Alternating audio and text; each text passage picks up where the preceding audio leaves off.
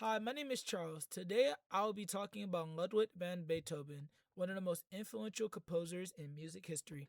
Ludwig van Beethoven was born in 1770 in Bonn, Germany, and died in 1927 in Vienna, Austria. He is often considered one of the greatest composers of all time because of how much he changed music and influenced future generations of musicians. Beethoven's work is important because it helps bridge the transition between classical and the romantic periods of music. Beethoven showed musical talent at a young age. His father wanted him to become a musical prodigy similar to Mozart, so he pushed him hard to study music. Beethoven later moved to Vienna, where he studied under famous composers and quickly became known for his piano skills and compositions. One interesting fact about Beethoven is he gradually lost hearing over his life. By the by the later years of his life, he became almost completely deaf.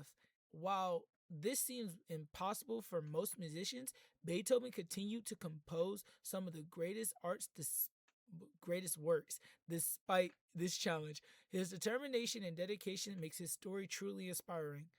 Beethoven's philosophy about music was it should it should express emotion and human experience. Unlike many composers before him, he used his music to communicate powerful feelings like struggle, hope, victory, and sadness.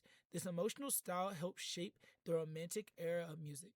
Some of Beethoven's major arts works include Symphony Number 7, which is famous for its opening notes, which many people recognize almost immediately. Another major work is Symphony Number 9, which includes Ode to Joy, one of the most famous pieces in the world. He also composed Fur and Lease, Moonlight Sonata, and many piano sonatas. Beethoven changed music by expanding the size and complexity of his compositions. He experimented with structures and created music that was emotional and expressed and more expressive than many composers before him. What I learned from doing this research is that Beethoven was much more than a famous composer. I learned he overcame major obstacles, especially losing his hearing, yet still creating some of the greatest music ever written.